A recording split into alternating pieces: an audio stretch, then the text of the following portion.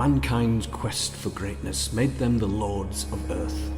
But it was not until they left their world that they embarked on their true journey to divinity.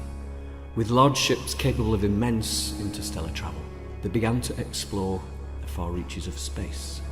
Many habitable planets were found and colonized, and much of their home galaxy explored. However, even this was not enough to quench the human desire for greatness. Large warp gates were constructed that allowed ships to travel instantly across vast distances.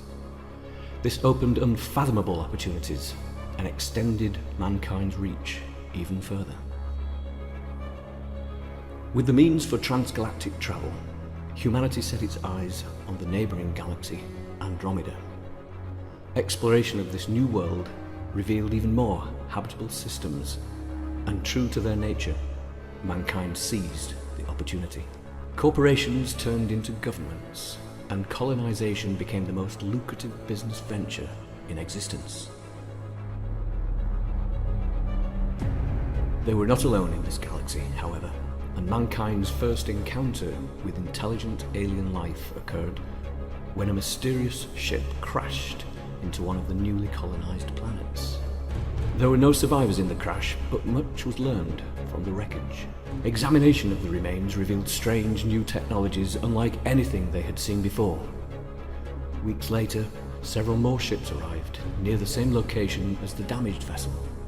Their intentions were clear when they fired on local ships in the sector. What followed was a war on a galactic scale, with massive human casualties. The technology of the unknown enemy was vastly superior to that of human settlers. The unknown force was soon revealed as the Uthgarian Empire, a highly advanced race of conquerors that spread through much of the Andromeda galaxy. The human colonies quickly banded together in an attempt to use their great numbers to combat the Uthgarian technology. Several of their larger corporations formed the Union of Free Worlds. Taking every human colony under their wings, the Union pushed back against the Uthgarian forces. Underestimating the massive number of human combatants, the Uthgarians were repelled back to their home world of Uthgar on the other side of the galaxy. The bloody battle above Uthgar raged on for several years. A brave Union general, Victor von Doren, pushed his way through the Uthgarian orbital defences and onto the planet's surface. There, he and his men led a heroic battle to the Uthgarian capital and forced the surrender of the Uthgarian Emperor Tsar Kundal. The humans celebrated their victory, and the Union issued an edict grounding the remaining Uthgarians to the surface of their homeworld. Victor and his forces were ordered to remain on Uthgar to guard against any possible uprisings. As the years went by, Victor grew restless in his confinement on Uthgar, and resentment began to build. Victor felt discarded by the Union leaders. Just like the defeated inhabitants of the planet he was ordered to guard. As time went on, Victor grew close to a man named Valdebren, who was the Uthgarian High Priest and Chief Advisor to Tsar Kundal during the war. Valdebren took Victor to an ancient temple that the Uthgarians found many centuries in the past. He explained that the knowledge gained from the temple shaped their civilization, and that by defeating Tsar Kundal in battle, Victor had rightful claim to the throne of Emperor. Victor's presence in the temple opened a door to a secret room that even the Uthgarians were unaware of. Inside, Victor found a large vial with a strange chemical. Upon further inspection of the liquid, Victor found that the chemical was comprised of millions of micro-machines.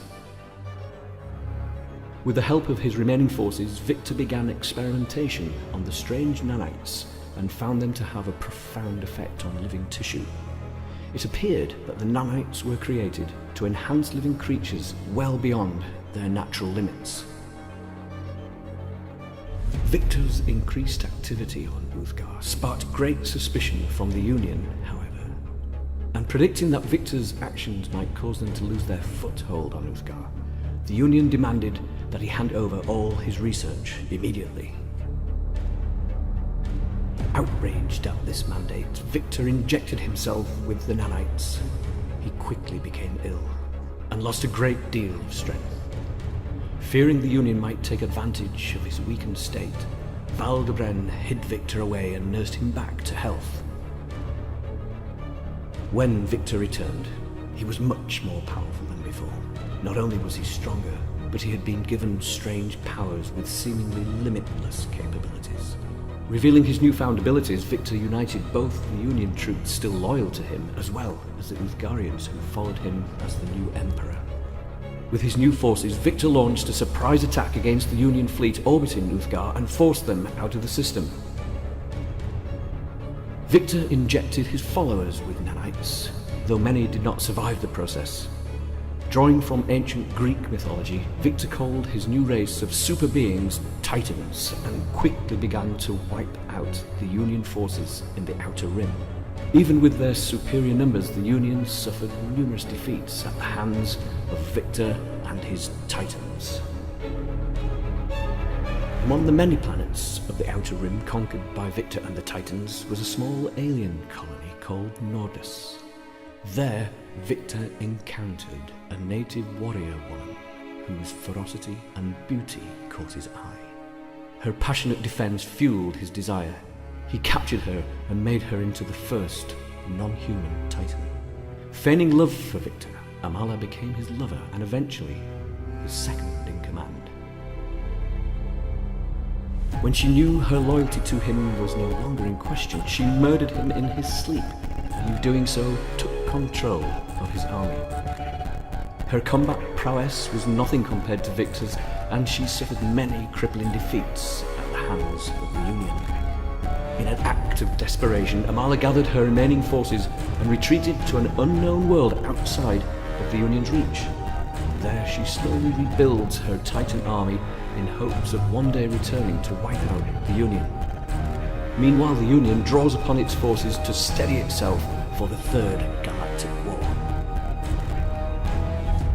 In the seclusion of the Outer Rim, another faction has been gaining power.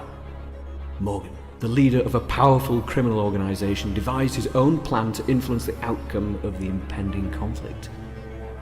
Outside of the prying eyes of the Titans and the Union, he has begun the development of a powerful weapon capable of putting an end to both the Union and the Titans.